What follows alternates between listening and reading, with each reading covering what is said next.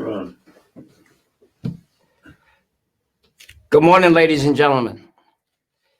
This is a very important day for us. My name is Anthony Naccarato, and I'm extremely proud and privileged to be the New York State President of the Sons and Daughters of Italy in America. We are a 150-year-old national organization that was founded in 1905 to promote the ancient culture and heritage. We're united in one organization of men and women of Italian ancestry in order to assist each other to navigate the extreme challenges being faced by our ancestors who had the courage and the temerity to leave their home and to come to an unknown land with a strange language and only a few dollars in their pocket. They persevered against incredible odds by fully embracing America, and they succeeded in assimilating into the American way of life. By working extremely hard, serving gallantly in the armed services, we accepted America as our own. Unfortunately, some people in America, especially politicians and some other misguided people, have decided that despite our tremendous and admirable contribution to America, they are nonetheless now willing to disrespect our community by attempting to rewrite our heritage and our culture. For no apparent reason or historically valid reason, they are viciously attacking and attempting to erase the vast contribution and legacy of the Italian icon, Christopher Columbus. Well, ladies and gentlemen, today you're very lucky. To my left and to my right, I am fortunate to have two of the most foremost experts on the subject. Their vast knowledge and hard work will not only be very enlightening to you, but you will gain an even greater understanding and appreciation of the achievements of Christopher Columbus and the reasons why these misguided, ill-informed, and in some cases, people who have a perverse personal animosity against Columbus must be stopped once and for all. Please allow me to introduce Robert Ferrito and John Fratta, two true gurus of all things Columbus. To my right is John Fratta. He's the New York State Orator for the Sons and Daughters of Italy in America and the CSJ Chairman for the state. And to my left is the immediate past president of the Grand Lodge of New York, Robert Ferrito, and the current president of the CSJ of the National Sons and Daughters of Italy in America. Good morning, gentlemen. Good morning, Anthony. Good morning. Pleasure to Good be morning. here. Good morning. Pleasure to be Good here. morning. What we're going to do here today is try to give you the true facts about what Columbus contributed to not only to America, but also to the world and the civilization. Well, we will start with John. John, what could you tell us about what Columbus contributed to America? Well, why don't we get started from the beginning? Christopher Columbus has been a hero in America since the Revolution. He's a man that took this arduous journey that many people thought he wasn't going to survive, came across the Atlantic Ocean, and found a country that Europeans didn't know existed. And he basically befriended the Taino Indians, became very close to them. As a matter of fact, the local Chief Ganagari, was very close to him and defended Columbus against hostile Indians that were trying to attack the different tribes. But what really started with Italian Americans with Columbus was the disgusting lynching of Italian Americans in New Orleans in 1891, when 11 Italian immigrants were lynched, the largest lynching that ever took place in America. And at that point, Italian Americans needed to look to someone as a leader and as a hero. And in 1892, President Benjamin Harrison declared Columbus Day a holiday in America in response to the lynching that took place. The stories that we're hearing today about Columbus is just this revisionist history that's going on in America. Christopher Columbus never owned a slave, never wanted a slave. He thought slavery was disgusting, although it was happening all over the world, including in the lands that he found. Slavery was being done by the different Indian tribes. It was a part of America, a part of life, and really in the world. and it's probably something that's going to stay with us forever. Unfortunately, Columbus has been brought into this new thing now where he's a villain. He went from hero to villain in a matter of maybe 30 years, which is amazing. Christopher Columbus had a lot of respect for the natives. He executed 6 Spaniards that were treating the natives wrong, that were raping them. So it wasn't Christopher Columbus that did this. But these attacks on Columbus are more of an attack on Europeans coming into this country. And that's the problem we have right now. We have many scholars that have been looking into this and have found that the true narrative of Columbus is not what you're hearing today. And it's a fight that we're having over and over again. And we're going to have to continue to educate people on the real Christopher Columbus. Well, tell me, John, there was a Howard Zinn. He was a very, very difficult person for us that created a narrative that we've been unable to remove. Howard Zinn was a Maoist, and he was a man that hated America and wanted to bring America down. He came up with this new history of America. And in this history, he distorted the words of Columbus based on the Columbus reports. And he continued to distort the history. He's the one that started that Christopher Columbus enslaved America. He's blaming Christopher Columbus for the transatlantic slave trade, which didn't begin until 1619 when Columbus was already dead. Again, so Howard Zinn he came up with the Zinn Education Project, which unfortunately is now being taught in our schools in America. So now all our children in America are reading these horrific stories about Columbus that just aren't true. We have the facts on our side, and our facts don't lie. I mean, we take our facts from the notes that we have from Columbus and from the history that we know. But if you listen to Howard Zinn, everything from the Revolutionary War to now has been evil. And it's unfortunate, but he is probably the biggest enemy that we have right now to the Italian Americans and to America itself. Robert, you're the National CSJ president and the immediate past president of the Sons and Daughters of Italy in America and the foundation. You deal with the national aspects of it. How widespread is it throughout the country? Anthony, I have to tell you, it's across the entire country. We have issues in Colorado, California, Chicago, down to Maryland. They're all over the country, and it's recently with all this the statues coming down and being destroyed and being removed by some of these elected officials who really, quite frankly, they don't have the authority to really do that. Statues are put up by commissions, and they should be taken down by commissions. But what they are doing is they're using the public safety clause where they feel that there's going to be an issue with public safety. So they're utilizing their authority to take these statues down falsely. What we're dealing with across the United States is trying to educate our Grand Lodges throughout the United States that, you know what, this is wrong. This is going to be a process. This is not going to happen overnight. We have to educate the entire country of what's going on. We have to build a coalition, which we are.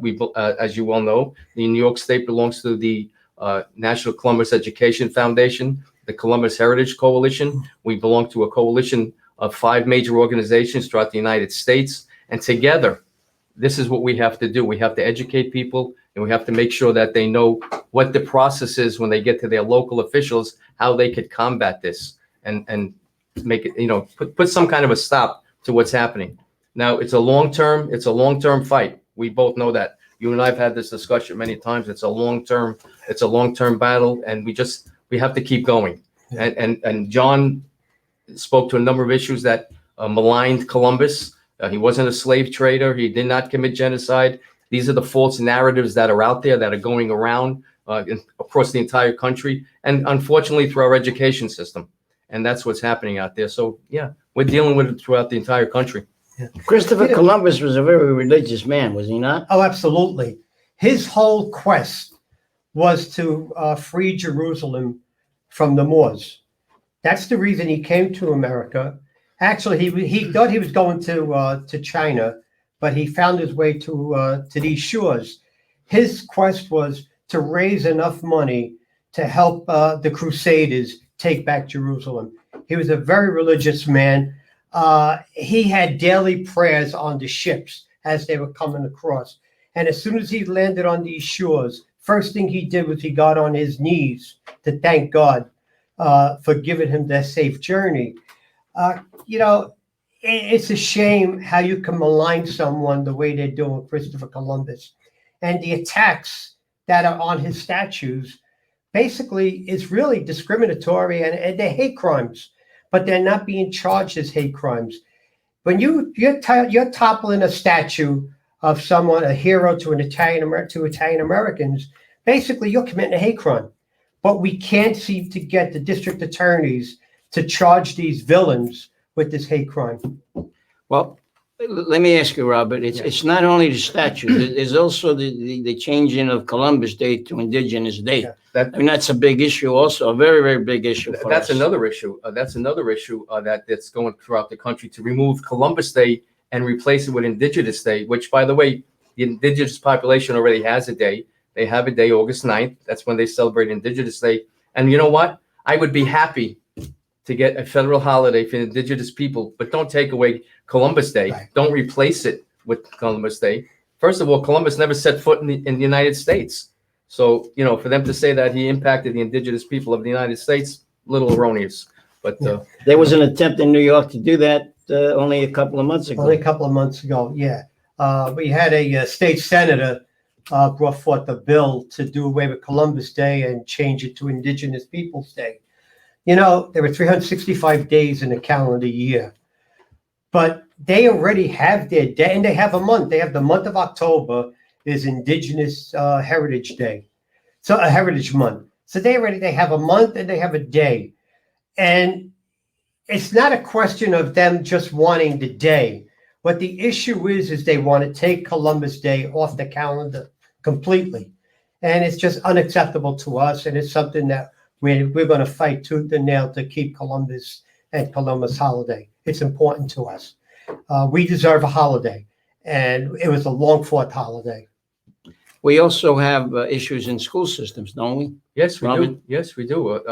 Well, sure, the school boards are arbitrarily taking the day and replacing Columbus Day on their calendars with Indigenous Day.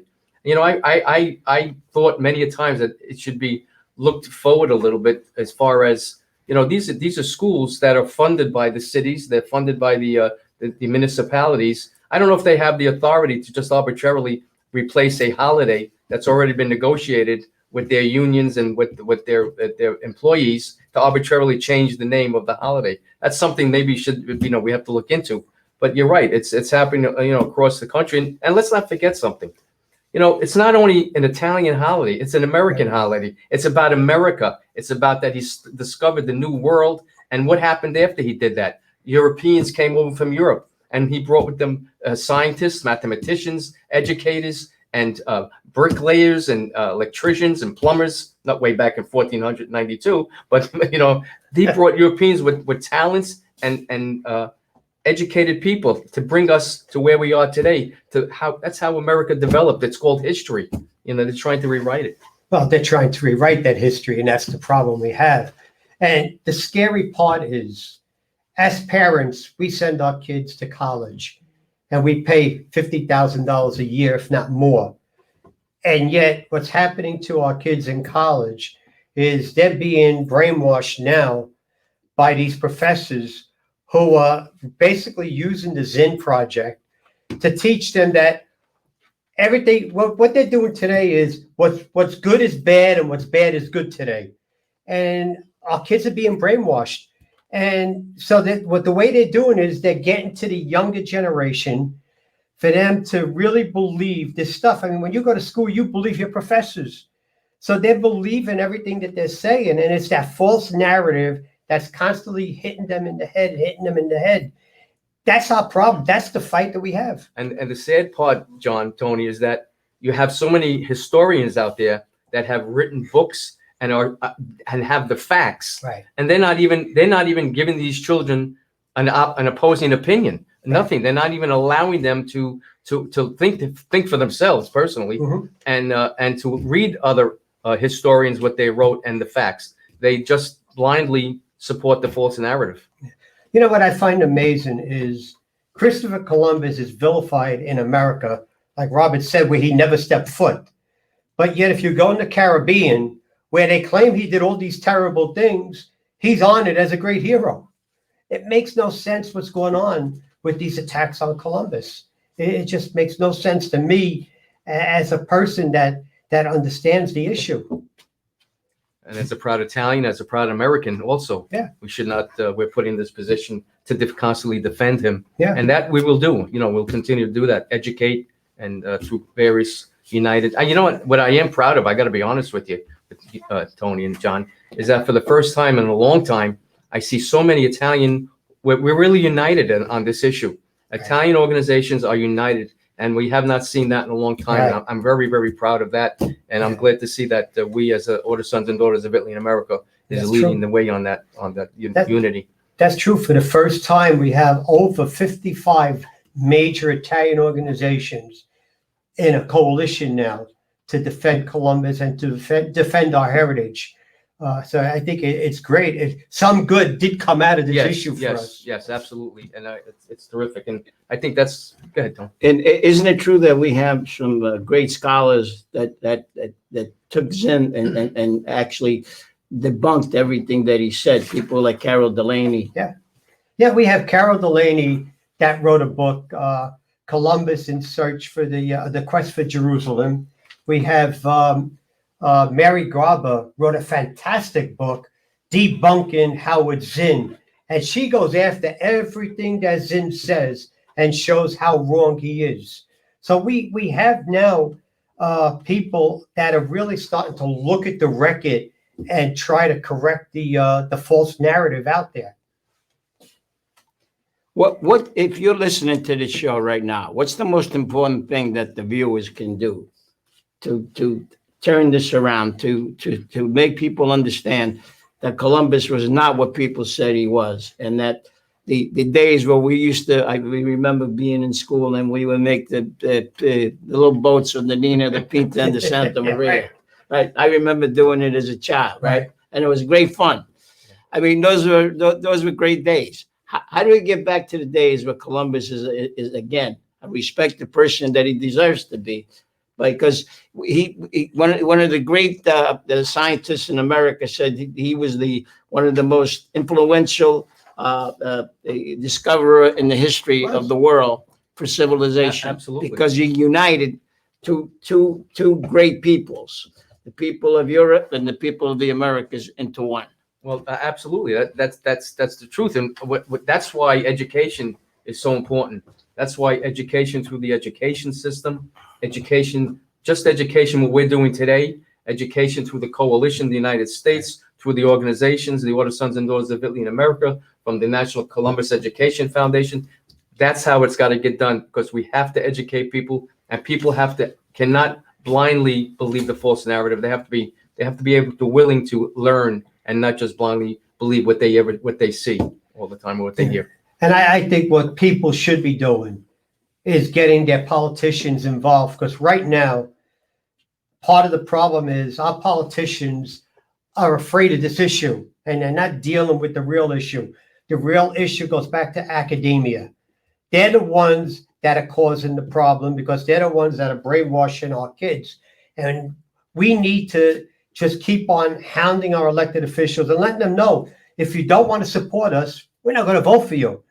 This issue is that important to the Italian American community and really to Americans all over. Don't forget, the Knights of Columbus is not an Italian American organization. You know, it's an organization of Catholics and religious, and yet they're taking the lead also with us in defending Columbus. So you got millions of people that belong to these organizations.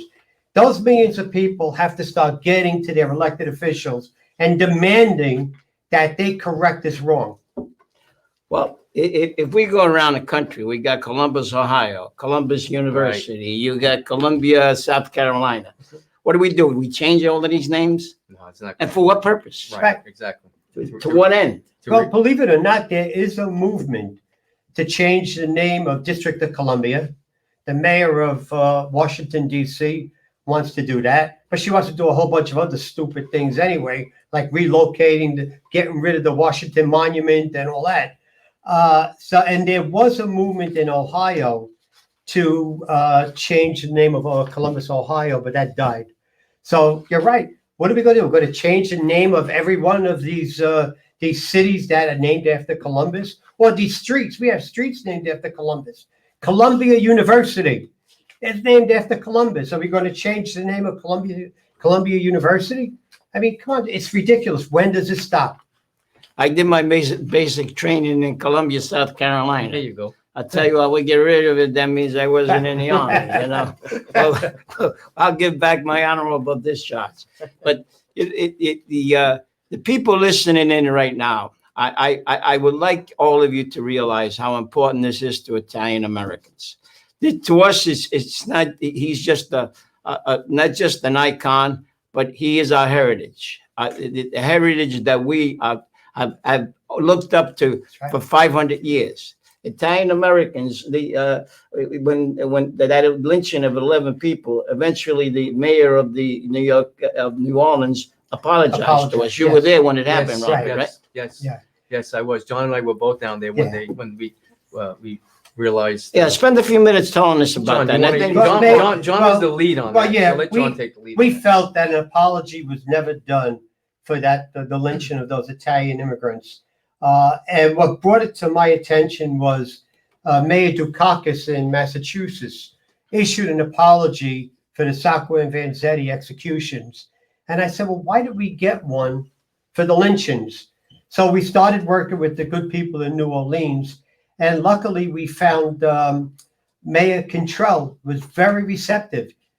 Because here's another woman that she understood the discrimination as an African-American mayor, a woman. And she was very receptive. And as soon as she heard about it, she put her people in touch with us and we worked it out. And last April, we did get that apology, which was to us a great day that we finally righted one of the wrongs. At the event itself, we had relatives of the people that got lynched and the people that did the lynching, and they all came together. It was fantastic.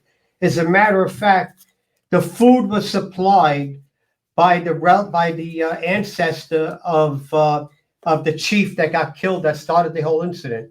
So it was really a great day, and we were very pleased with that. I'm very proud to be there myself. Yeah, it was a great experience to get that apology. And the Columbus statue, unless I'm mistaken, came out of that incident. Absolutely, yes. Can you explain a little bit how it came John, about? Yeah. Well, what happened over there was after the lynching, the Italian American community, that lynching caused an international incident. Italy was they closed their embassies in America. They were ready to go to war with America over that. So finally, they had to do something to appease the Italian American community. Italian immigrants put their nickels and dimes together to pay for that statue. And that's when it was erected in Columbus Circle. So that statue belongs to the immigrants that paid for it. And it's on park land. In fact, almost every statue in the United States was either donated or paid for by Italian immigrants, Italian organizations in this United States. That's why nobody has the right to take those down. And the states, the elected officials are responsible for maintaining those and protecting those statues. It's an insult to the Italian Americans that donated them. Our people came here poor, like most immigrants. They came here poor. They took jobs that most Americans at the time wouldn't take. They were beaten up. They were treated like garbage by those that were here already, but they persevered, and they did what they had to do for a better life for their children. But Columbus was always the person they looked to, and that gave them the oomph to go forward and continue to move and make a better life for themselves. That's why Columbus is so important to us. And that's why he matters. And factually speaking, we have the facts, we have the truth. Right. And as they say, the truth will set you free. We have the truth, and this is why we're going to be victorious. And I will get to some literature in a second, but I would like to say that I had the personal privilege. When I came to America, I arrived October 3rd, 1955. And one of the stops that we made on the way here, we stopped in a few places, Halifax, Lisbon, was Genoa. And my father took me to the Columbus House. He made it a point to take me there to show me that who discovered the place that we were about to live. And that was 65 years ago. And I have never forgotten it. And I remember also they got great lentil soup in Genoa. So if you go to Genoa, make sure you have great lentil soup. But we have some material that people couldn't ask us for. Yes, we have a Columbus pamphlet that we put together based on the true facts of Columbus. We make those available to anyone that wants them for free. We'll send them out. If you want them, just notify us by email, or you could send an email to our president, Anthony Naccarato, at fan@optimline.net, and we will get that information out to you. We have a whole host of information that'll help you defend Columbus and help you to understand the true Columbus. I will also, I'm sorry, Robert, I will also give you the phone number of the Grand Lodge in New York, which is also shared by the foundation, which is in Belmore, Long Island. And the phone number is 516-785-4623. I will repeat it, or even a little slower. 516-785-4623. And again, with the Grand Lodge of New York Foundation, or the Sons and Daughters of Italy in America. I just want to make one more point about the statue that's in the Columbus Circle, which has now has become a national historical. But there's still a possibility that they want to put some plaques on there to diminish Columbus. Can you explain what they want to do? John, we were involved with that. Yeah, John has the I believe under the historic designation now, it's going to be a little, they can still do it, but it's going to be harder for them to get it accomplished. And we'll fight that tooth and nail. We're not going to allow somebody to put a false narrative on that statue. Just no way. And if anybody wants to know a little bit more about education on Columbus and wants to read up on it, we have on csjosdia.org for national, we have a fact versus fiction document on there that you could read. It gives you all the facts, and it's easy reading. It was put together many, many years ago, around 2005, by our national president at that time. So please look into it, read it. You'll definitely get the facts, and you'll be educate yourself, and you could talk. Also, I will give you the my eyesight is not that great with it. It's a little bit small, but I will give you the email that you can. I'm sorry, the website that you can go to and pick up a lot more information. It's NYS OSDIA, NYSOSDIA.org. So if you go there, you can pick up a lot of information about what we're all about.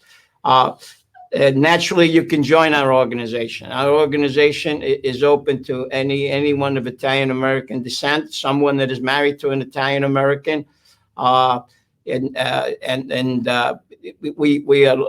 always looking for people to make us stronger. Unity is power, and we have to absolutely fight this. And the more unified we are, the more successful we'll be. Politicians have to understand that we're not going to allow our heritage to be strewn into the streets and be treated like it is not something that's sacred to us. Our heritage and culture is absolutely sacred to us, and we will fight tooth and nail from Buffalo, New York, to Montauk, Long Island, in New York, and throughout the nation. I believe we have 17 Grand Lodges throughout the entire country, over 30,000 members, and plus their families. So we are strongly united, Anthony, strongly united. And I have to thank New York for their support, also national. Thank you. And I believe we're about 17 million strong in this country of people of Italian heritage. Right. Yep. So we have the power to be able to do it. We don't want any more than anybody else. We just don't want any less. We want to be treated fairly, and we want to be treated with respect and with dignity. That's right. That's the word, dignity. And Columbus is our heritage. So anyone that decides that they want to hurt us, well, you heard us here today. We're going to be fighting this. We're going to be doing this show every other week. And I personally chose Columbus to be the first show to do in order to show the importance that the Sons and Daughters of Italy in America Foundation gives to this issue. So please, thank you very much for listening. God bless America. We love America, and we love the fact that the blood in our veins is Italian. So thank you. God bless you all. And thank you, Robert. Thank you, And man. thank Thank you, you. John. Thank you for having us today, Anthony. I appreciate everything that Thank you you. guys are doing for Thank us. you. Thank you very Thank you, much. sir. Thank you. And goodbye. So long. Take care.